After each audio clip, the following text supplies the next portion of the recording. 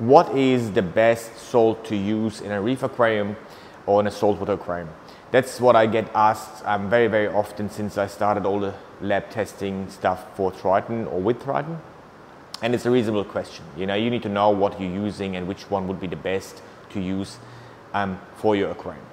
So different than most of you will think, the best salt to use is the one that is not having any trace elements, right? So that's the best one to use for water change, and there is a reason for that. It's because you try, in 90% of cases, you try to do water change to avoid something, to reduce something that is in your water harming your aquarium, right? So if you're aiming to do that because something is kind of wrong or you want to have it better, you want to reduce stuff, you want to dilute stuff. That's why a super, super clean salt, so no trace elements in there, is the best.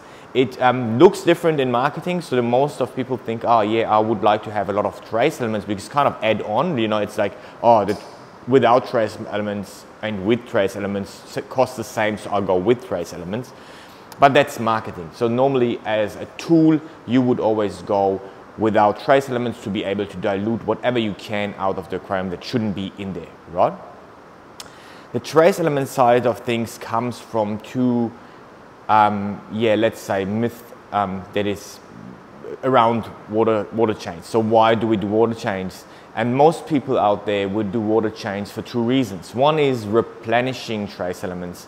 The other one is reducing nutrients like phosphate or nitrate. And both ways of working with a water change, or both reasons you do them, both reasons would not work for you. It's just a logical thing that this is not working, right? One is that you normally do, let's say, 10% of water change, so you only also replenish 10% of trace elements. It's that's not 100% of trace elements you replenish, so you just add 10% of it.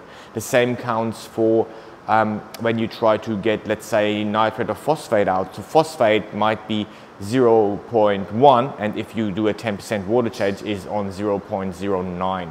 which is nearly no difference, right?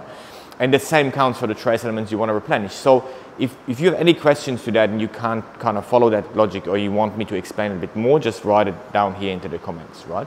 But this is the reason why the failed thinking of water change will replenish my trace elements, so I want to have a lot of trace elements in that water I change it, so in my salt mix, is actually not correct. Right?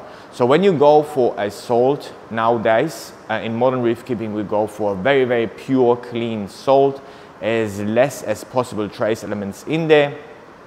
And iodine is okay, but nothing really else. It's also super, super cost intensive to put trace elements, actually calculated amount, into salt. So that's a kind of thing that would cost you a lot of money, and no salt company, salt producing company, would actually do something like that. So it would be a bit like a flying with a helicopter to work service. You can sell it, but not to the mass, right? So nobody would, not many people would do it, right? And that's the same thing. So I can explain that in another video, why it's very hard to put trace elements, calculated amounts, into salt. And then you understand, you know, the whole system of making salt and stuff too. But realistically, you go for the one with the lowest amount of trace elements. So whenever you send in your salt water and there's no trace elements in the salt mix, it's perfect. Okay, there are two salts that I can recommend.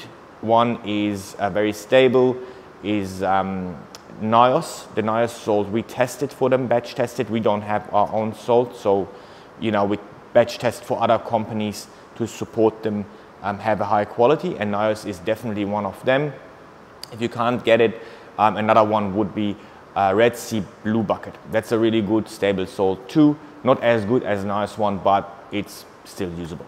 Okay, so don't go crazy. Since 2008, a lot of quality things changed in salt production. So since we can measure with ICP, obviously a lot of people, a lot of companies raised the bar of quality, so there is nearly no salt out there that you would be able to buy that would just mess up your aquarium. That I don't think that's not really possible, because they would be out of business very quickly. because you will find out. So yeah, any question to what is the best salt still, write it down here. I can make a lot of more videos for you, and give me a thumbs up, and see you in the next one. Take care.